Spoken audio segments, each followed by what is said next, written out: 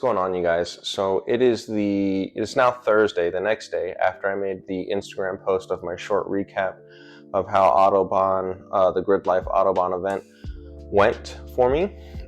So now what we're gonna do is we're gonna kind of really get into the technicalities of this chassis, what I discovered about it, the questions that I have about it, because I don't know everything about this chassis. So I definitely have some questions that I'll bring up in this video. But if you're not comfortable, then I suggest you get comfortable, because this is going to be quite a long one. I'm going to go and basically reintroduce the car, everything that's done to it up to this point, and then what I've got planned for it for the future. And maybe, hopefully you guys will comment and have some ideas, or maybe there will be some more experienced, Accord people or people that have tracked this chassis that have an idea of how to get it to behave how I want it to behave. I'm not too upset with the way the car drove, to be honest. The only thing that I was really kind of disappointed in was kind of the engine. The single overhead cam F-Series isn't really widely used or anything like that anymore, and I think I found out why. It's kind of a pig. It's super slow. Everything was pulling away from me on the back straight. And the back straight of Autobahn Country Club, if you don't know, is more than a quarter mile long. So I mean, your 1.6 NA Miatas were pulling away from me, your Honda Fits were pulling away from me. Everything realistically on that back straight was pulling away. I personally think this engine makes around 150 horsepower, and this car weighs 3,000 pounds with me in it. There's already been some people that have commented on the Instagram post saying that I've got some low-hanging fruit and I can take some weight out of it pretty easily. So I will definitely look into that, look into those things. Right now I have a pretty big crankcase ventilation issue, and that's another thing that we're going to talk about. But like I said, buckle up, and here we go. We're going to get into a CD5 Accord chassis and how it did for me. All right, so let's get started with the part that everybody wants to hear about, I'm sure, and just doing a little recap. So this is a single overhead cam F-Series engine. That's the platform that's in here. The bottom end is an F23A1 out of a 98 to 02 Accord. And then the top, the cylinder head, is actually from this same generation of Accord. This is a 94 to 97 Accord, 5th gen CD5. So it does have a Delta 272 regrind on the cam and the valve springs to match, and it's all put together to go out to 8,000 RPM, which it does. There's not proper crankcase ventilation, but that's, we'll get to that. We have RDX injectors. So these are 410cc injectors, and they're running at around 47-50 psi of base fuel pressure, if I remember correctly. An Aeromotive fuel pressure regulator. F23 intake manifold. The AEM intake was already on it when I got it. That reactive strut tower bar was also on it when I got it. These headers that look like, this header that is just, I guess it's a generic eBay header. It's unbranded. I can't find anything. It's really thick gauge metal, but there's no plates or anything on it, not even tack welds for where a plate was. But after the header, it goes to a full 3-inch exhaust to the back. And then we got our NGK plug wires. We have a honed brake master cylinder delete. We have electric power steering. I don't know if you can see that. The cap to it is right down there, right there. Out of a Volvo, so it's electric power steering out of a Volvo. We have a 97 Acura CL transmission, which has a shorter final drive than an Accord, but I believe longer gearing, if I remember correctly. So technically I could take this final drive, put it in the Accord transmission, and then have the best combination I could have for the time being. I would really like to find one of the H-Series or F20B LSD transmissions and toss that in here, so I could rip around with that gearing, because that would be much better than what I've got right now. This is just incredibly long gearing. We do have an oil cooler right there. It did a really good job this past weekend. I think my oil temp stayed around 212. That was the highest I saw it, but I also may not be driving this car hard enough yet to get any farther or any higher of an oil temp than that. This is the Level 7 Performance oil cap. There's nothing wrong with this cap. I've been running that that cap specifically for maybe 5 years, if not more at this point. Ran it on a high boost D series, ran it on a supercharged B20B, never had any issues out of it. It's still not giving me any issues. The issue is because this valve cover, I do have a crankcase ventilation issue and an oil slosh issue. So Autobahn Country Club is a high lateral G track. So on hard right-hand turns, all the oil in the head sloshes over here and then basically comes out the oil cap, and then it fills up the catch can, and then oil goes everywhere. On hard left-hand turns, same thing happens, except it comes out of that breather right there. It takes a second longer for it to come out of this breather because there's baffling inside of the valve cover that covers that breather, but there's no baffling over this valve cover area where the oil cap is. So it's unfortunate, but I'll have to figure that out. I'll probably have some -10 bungs welded in towards the middle where there is some baffling, so that we get more ventilation for the block, and I can actually reliably take it out to 8,000 RPM because it pulls the entire way without an issue. If I can't sort out that ventilation issue, then I may switch up drivetrains, or if I want to stay with this drivetrain, I'll bring it down to 7,000 RPM and leave it there and figure out the venting at 7,000 instead of 8,000.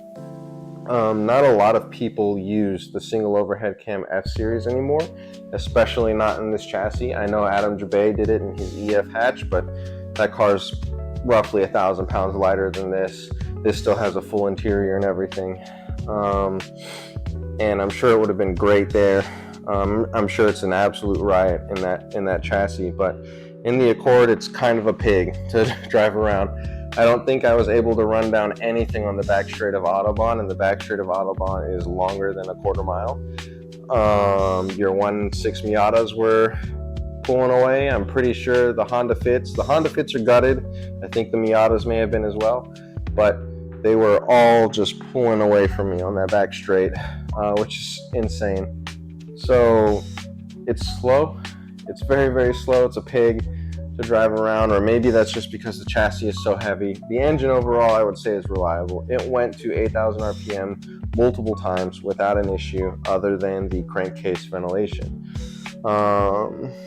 Let's see. I don't think there's really much else to talk about in the engine bay. If you've got any comments or any questions, if you have any questions, then just leave them in the comments. I'll be more than happy to answer what I've done to it, but it's basically, a stock Accord with a cam and a slightly bored out bottom end, if you want to think of it in the simplest terms. I would like to go coil unplug. That's probably going to happen soon if I stick with this platform. If I do change engine platforms, I would probably have to give in and finally go K-series on something. It's not necessarily what I want to do, but there's other ways to solve this problem of power, and there's swapping the drivetrain, the engine and transmission, or potentially boost, but we'll see. We'll cross that bridge when we get to it. So let's move on. Let's talk about the brakes. So I have a honed brake booster delete kit. This is from an EG slash Integra, I believe, and that master cylinder is a 15/16 bore master cylinder off of a 98 to 2002 Accord. Why did I use that one? Well, if you look on my Instagram, you'll be able to see that the flange for the stock Accord sits at a 45, whereas this one is parallel with the ground. So it sits parallel with the ground, and it's the same size as the stock LX Accord master cylinder, and you can kind of finagle the factory brake lines in there without having to make new ones. So that was really the goal. The honed kit ups your pedal ratio from, I believe it's 4:1 to 6:1. So it's really not that bad to drive on the street. I still drive this car on the street quite often, every chance I get realistically. And then we did a rear disc conversion, so let's start in the back. So this car originally was drums in the rear, so I went and I found an EX Accord at the yard that also happened to be a 96, and I pulled you don't need the trailing arm, but there's a rear knuckle assembly here. We'll get to that as well. and I had to take that. I took the entire trailing arm assembly with the knuckle, but you don't need the whole thing. You can just take that knuckle so that you can mount your rear caliper on, and then your parking brake cables, rotors, obviously your calipers, and that's realistically about it. Your brake lines as well. I believe I took the brake lines. I don't remember if I used them because I have braided lines on here now from Valix Racing. Up front, it's a little bit different of a story. My fender liners didn't survive the first lap, but anyways, these are off of a 95 VTEC Prelude. So the stock Accord LX comes with a 160 millimeter rotor, and to give you an idea of how small that actually is, your LX Civics, your EKs I believe, they come with a 162 millimeter front rotor up front, and this car had a 260 millimeter rotor up front, and your Civics came with a 262 millimeter rotor up front. This one from the VTEC Prelude and the caliper to match is a 282 millimeter rotor. If you've already done your rotor over hub conversion, it's really a bolt-on affair. This car originally, they come with captured rotors up front. I don't have captured rotors anymore. I use the 98 Acura CL hubs and bearings, and then I was able to use the VTEC Prelude rotors, which I believe are also the same as the 98 to 02 Accord rotors. Not 100% sure on that, but these specifically, when I looked them up, are the 95 VTEC Prelude rotors and calipers to match. These ARP studs, I believe, are from Miata because of the aftermarket hubs. And then the rear ARP extended studs are for a Honda like they're supposed to be. The aftermarket hubs use a larger size hole in their hubs than the stock Honda. So I posted all of that on my Instagram as well, so you can go back there and reference exactly what that is, just in case I'm forgetting something. Like I said, I do have steel braided lines all the way around on the brakes. For pads up front, I'm running EBC blue stuff, and they did great. I have no issues with those. Again, I may not be going fast enough to be able to have an issue, at least not yet. And then I have EBC yellow stuff in the rear. I do want to switch to a different caliper setup because I want to try EBC's SR series pads. I just haven't found those or don't have the need for them yet. So that is the brake setup on this car. Let's get under it and let's talk about the suspension a little bit. Alright, so let's get underneath the car and let's go over the suspension. This is not like your Civics. We're going to start in the back because that's where things are a little interesting. So, if we get under here, you can see that we have a multi-link rear suspension setup. For coilovers all the way around, I want to say it's pronounced Reaction. If it's Reaction, I apologize, but I'm going to say Reaction because it's RI action.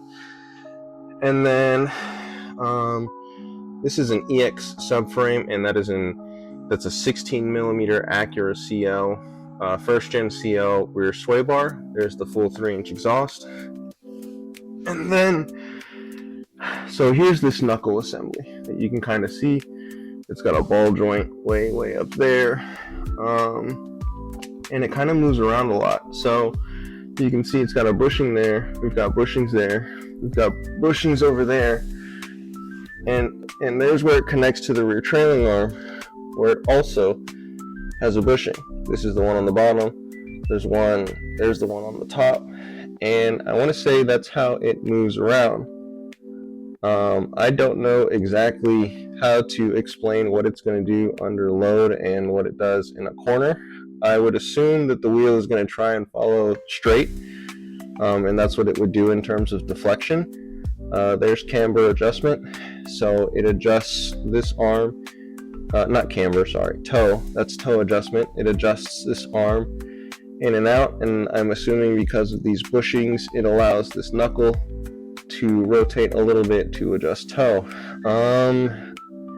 I'm not really sure what to do with anything back here yet. That's why most of it is still pretty much stock. So, yeah.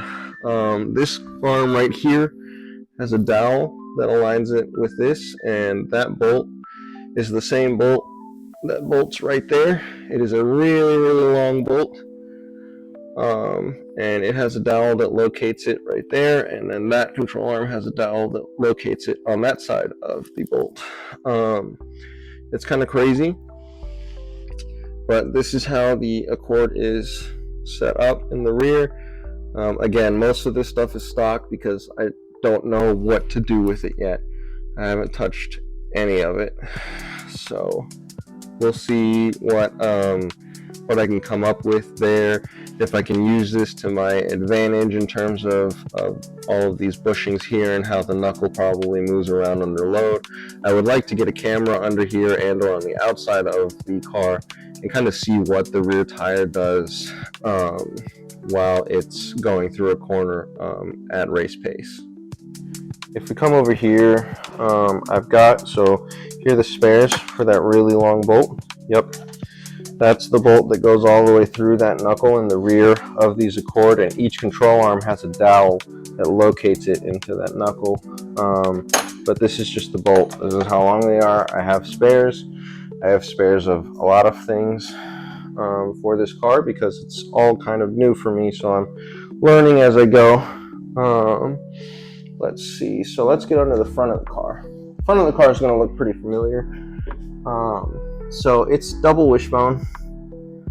It's pretty, standard on your golden era Hondas. Double wishbone. So there's nothing really new there. What's different on the Accord though is, there it is. So you've got a radius rod. Don't mind it being shiny. It's not new. It's just covered in oil still. So you've got radius rods on both sides. I have poly bushings up front. Everything that I could have replaced with the poly bushing has a poly bushing in it. So again, nothing special, nothing crazy has been done to this car. That's a 27mm EX Accord front sway bar, because stock the LX comes with the 22mm front sway bar, and that's it. That's all that's been done to the suspension. 14K springs up front and 10K springs in the rear. I need to up that for sure. I talked to them and I have the preload adjusted. I believe it's like 5 mil worth of preload or something like that. But yeah, it's super basic, super simple up front. And like I said, don't mind any oil if you see any. It's all oil that is still dripping from the catch can filling up and overflowing. So yeah, that's pretty much it underneath the car and the suspension. So just to show you guys really quickly, this is what I was talking about with the rear suspension. So here is that trailing arm, and here is that knuckle. There's the ball joint that I was referring to, but bushing. And then your dowel pin is right here, or not your dowel pin, there's that long bolt. And then right here and right here are the dowel pins that locate the control arms into the knuckle right here. This entire section that this bolt right here goes through. So that's the rear suspension setup on a CD5 Accord.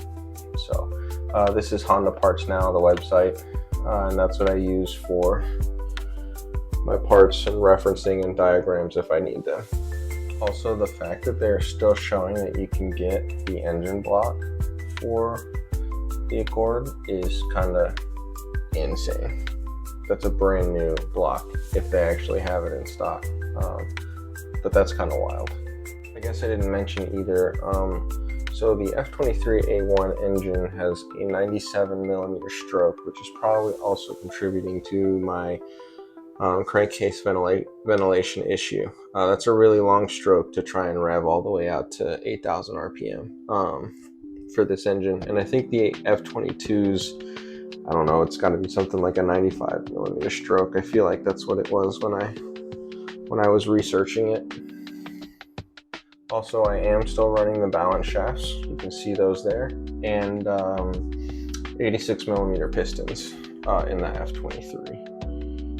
This is the F22 because, as you can see, 19 focus you, 1996. Come on now, there we go. Honda Accord LX. So this is an F22 B2 that it's showing, but the F23 still has these balance shafts. The biggest difference is the 86 millimeter bore in the F23. Next, let's look at the wheels. So these wheels are, I believe, an NTJ10 wheel that I got from a good friend, Joey. Thank you very much, Joey, for these wheels. I do like them a lot. They look pretty sick on the car. They are a 17x7 plus 40. So not anything super duper aggressive, but they fit and they work, and that's what's important. For the tire that I ran, let's see, should be able to turn it without starting the car because of the electric power steering.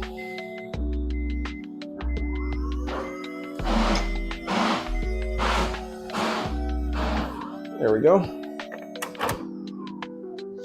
So this is after the full weekend of driving, basically.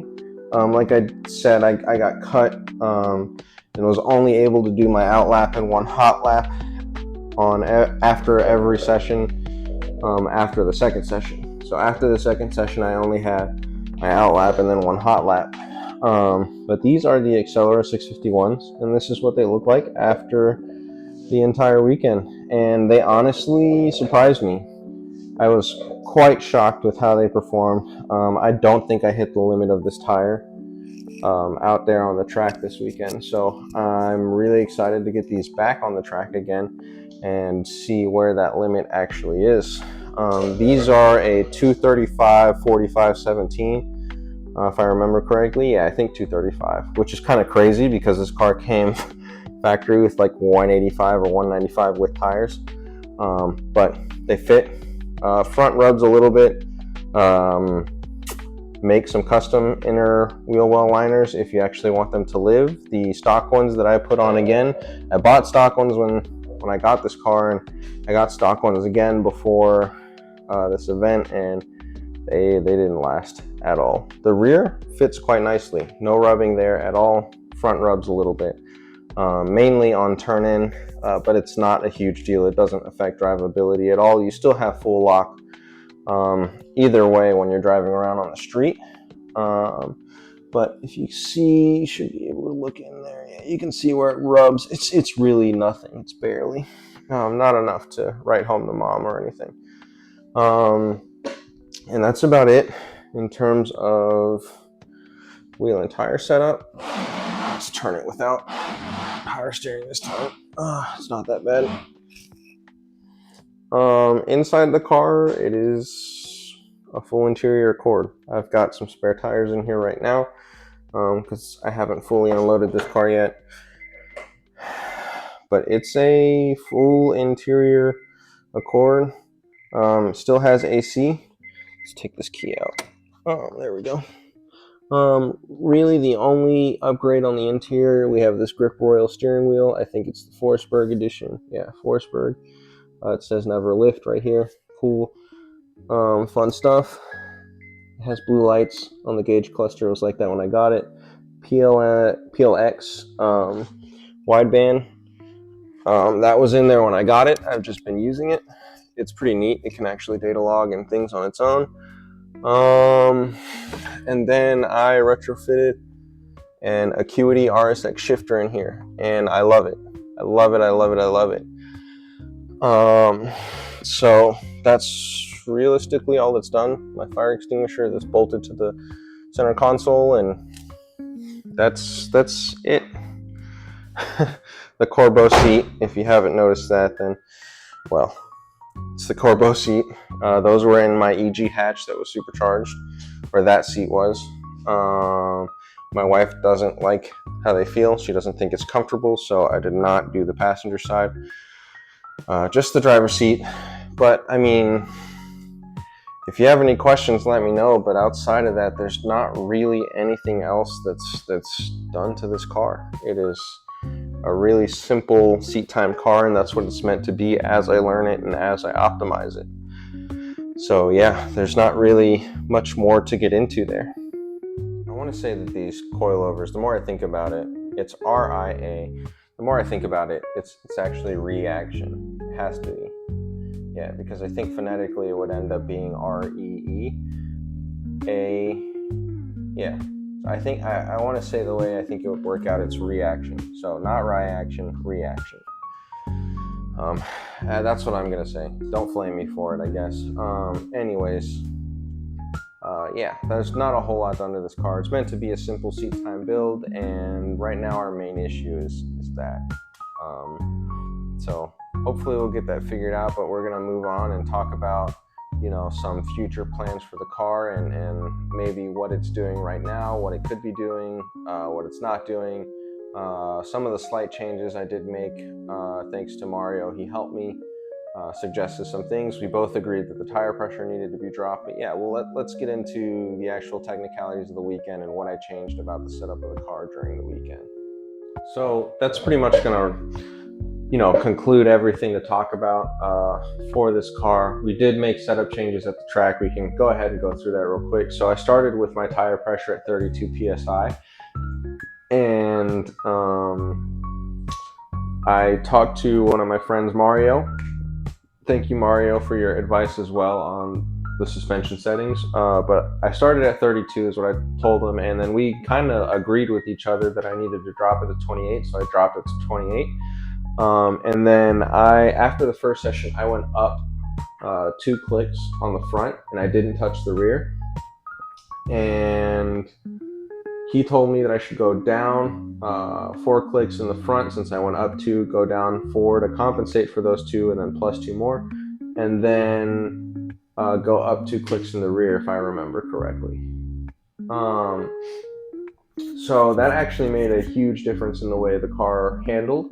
Before those changes, the car would dive pretty aggressively on braking, and it would unload the rear, and it was kind of fun because you could work the brake and kind of get the nose of the car to go where you want it to go. But you kind of had to like figure that out. It wasn't like every time you hit the brakes it would dive left or dive right, and then it would dive left and then dive right. It might be reversed on the video, and that's why I'm getting confused. But because staring at myself. Anyways, after those changes, the car was much more predictable and much more planted as it drove around. I was so much happier. I could chuck it into a corner and you know, get my braking done and kind of knew exactly what the car was going to do throughout the entire corner, which was pretty sweet. Yeah, I need to figure out the crankcase issue if I'm going to stay with this engine, this drivetrain. I need to figure that out first. So I'll have a couple sleepless nights where I figure out if I'm going to stick with the single overhead cam F series and then just ride it out, figure it out, do what I need to do. I'd like to, because these engines are still readily available right now. Every time I go to the yard, I feel like there's like 10 of these just chilling. I'm not going to say all 10 of them have good engines, but there's a lot. They're readily available all the time. So basically your F series, if I were to talk about just the Accords, it's in everything from your 1990 Accord all the way to your 2002 4-cylinder Accord. So that's a wide span. So there's a lot of these engines out there, and you can put together quite a unique combination of them, just like I did. It's not really that unique.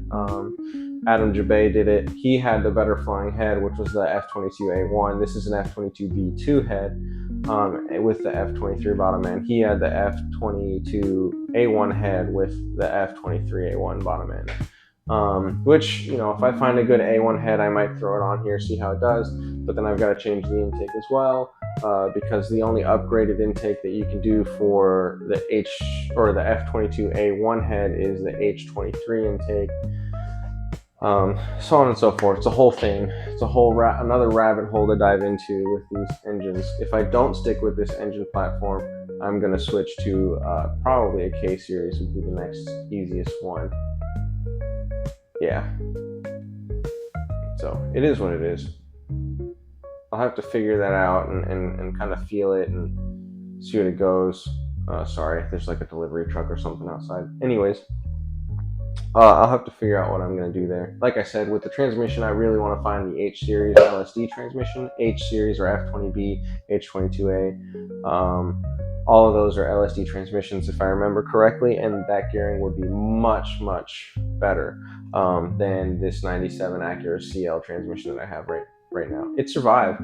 I could stay in third gear on the entire track if I really wanted to, even down the back straight, and that's kind of insane. So it is way too long for what I'm doing with it. So we've got to address that as well. But first, the primary issue is the crankcase ventilation.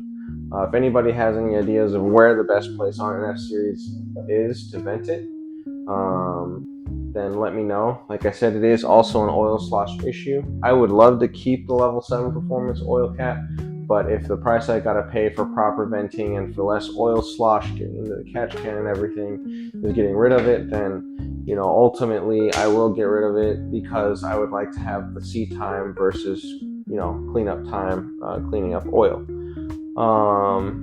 If I stay with this engine platform and I can figure out what I want to do with it naturally aspirated, because naturally aspirated, that's what I really want to do. I really want to stick with it NA. If I can't, you guys know I like boost, so I will not hesitate to throw a small turbo or a supercharger on this engine setup. I think it's going to be a supercharger because I do still have the Roots blower from my EG. So we'll see. It made 12 pounds of boost on a B20. So it'll make slightly less than that on a 2.3 liter. So we'll see. Like I said, I'll probably lower the RPM limit from 8,000 to 7,000 and then just send it from there. But yeah, those are all things that I need to figure out. I need to see how the wheels, follow each other. I want to get a camera on that rear wheel back there so that I can kind of see what it's doing, because I want to say, here's your front tire, here's your rear tire. So when you're going through a corner, you're taking a corner, is that rear tire kind of staying straight and it stays straight for as long as possible till it follows the front tire, or I doubt that it's doing some number like this and kind of crab walking through a corner. I don't know what it's doing. I don't know what the deflection looks like, because I didn't have a camera back there, so I don't know. Because of the grip of the tire and like inertia, I would assume that the rear tire is going to stay straight for as long as possible until it's kind of forced to follow the front. So it would kind of be doing, this little four-wheel steering deal. And I think, I don't know, all of that is bushings back there. So again, I don't know what the deflection looks like. So if anybody has any pictures that they think would be helpful on the rear suspension of this car, maybe you've got a picture of your CD5 Accord going through a corner hard, and you can actually see what that rear wheel is doing in comparison to the front through the corner. Because I would be really, really interested in knowing. I know I probably need a stiffer rear sway bar. I need stiffer springs, 14K front, 10K rear. I'm not sure if I said it already or not, but there is, there's a lot still left that I can do to this chassis. It's still full interior. I can cut weight in so many places. I can pull AC out, even though I would like to keep it, because it's a straight vibe when you can just roll up your windows at the track and turn the AC on and cool yourself down. Especially if you're in a suit or something like that. Anyways, maybe I'll put electric AC in it. I don't know. We'll see. I can put AC out of it. Charlie, he commented on my Instagram post and he said, I went with a full tank of gas in this car. He said go with less gas in the tank. It makes a big difference on heavier chassis. I want to say that's what he said, if I remember correctly. So maybe next time I'll put a half a tank in it instead of full tank. I thought it was going to guzzle gas. It didn't. It did quite well. So I think it's only down to 3/4 of a tank after the whole weekend and driving it around town just a hair to test some things. But yeah, it did well. It survived. I didn't wreck. I didn't blow it up. I don't think I got in anybody's way. If I did, again, I apologize. I apologize if I got enough oil on the track to mess you up in a session. I don't think I did, though. because they did not have to send anybody out after I was on track to clean up anything. I think all of my oil was caught in the engine bay and or burned off by the header or the exhaust underneath the car. But I will continue to optimize this chassis. I'm going to bring you guys along, and if you're interested, then I hope you enjoy these videos. If there's something that I can do to make these videos better, because I know that they're probably boring. It's just a whole lot of information about a chassis that not a lot of people really care about. So it is what it is. It's not a Civic.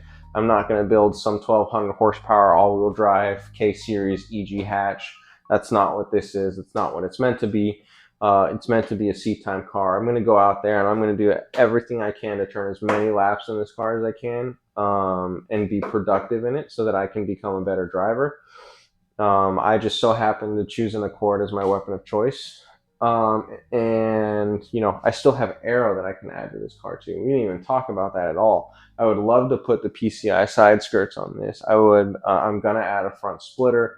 I'm gonna debate about putting a wing on it, the whole 9 yards, because we're not really playing around anymore. Now that I have a track day, a track weekend underneath my belt with this chassis specifically, I kind of know the direction that I want to go and what needs to be done to get it to drive the way that I want it to drive. So I can kind of hit the ground running there. I've just got to figure it all out, and it's going to take a little bit longer because I can't just go buy a part off the shelf. If you notice, I mentioned a lot of other cars that are not this car, like the transmission, 97 Acura CL, the bottom end, 98 to 02 Accord, not the 94 to 97 Accord. Upper control arms on this, they are DA Integra upper control arms, brake booster delete kit, EG Integra Civic. So I mean, there's a lot of that going on with this chassis. I'm just kind of figuring out what would fit. The way that I do it is I run through part number catalogs, where I look at as many diagrams as I can, and I see if things are the same. So I realized for the brake booster delete kit, for example, I realized this chassis and one of the trim levels of your Integra shared a brake booster. And then I was like, oh, well, if that's the case, then that brake booster delete kit is going to work in this chassis because that bolt pattern in there is going to be the same. And that's kind of how I've been going about it. If it's not looking at diagrams and looking over things and measuring things myself, then I will go to the forums that are well over 10 years old, and I see what I can dig up, and that's partially where I found the DA Integra upper control arm idea. Some people use EF, but that's usually stance guys. We'll go with the EF upper control arms because that gives you way more negative camber. The DA Integra upper control arms, if anybody's curious, it gives you about 4.3, 4.5 degrees of negative camber on the front of these cars, which is a little bit much. I want to see if maybe the PCI or Home Development adjustable upper control arms for the DA Integra will fit, and how much adjustability I have with those. If I can, dial it back and get around 3 degrees of negative camber, that would be ideal. That's more so where I'd want to be. And with the wheels, if I can find a set of 4x1 14.3, just because for some reason, it could just be me being stubborn, I want to stick with the 4 lug. I don't want to go 5 lug, but I think inevitably I'm going to need to go 5 lug so that I can get like a plus 20 offset wheel, and get like a nice big fat wheel underneath this thing, maybe make or try to find some sort of wide fender and really get some wide tires underneath the front of this thing, because I'm sure it could use it just because of how much weight is over the front wheels. But that's pretty much going to be it for this. I don't have too much more to add or anything like that. Like I said, if you've got any questions, leave them down in the comments. Let me know. If you've got any suggestions, if you have any advice, again, leave it in the comments. I will read every single one, I guarantee it. And I will research probably every single suggestion you guys make. Yeah, so here we go. This is my journey into optimizing the CD5 Accord for the track. Have fun, keep racing, and keep wrenching.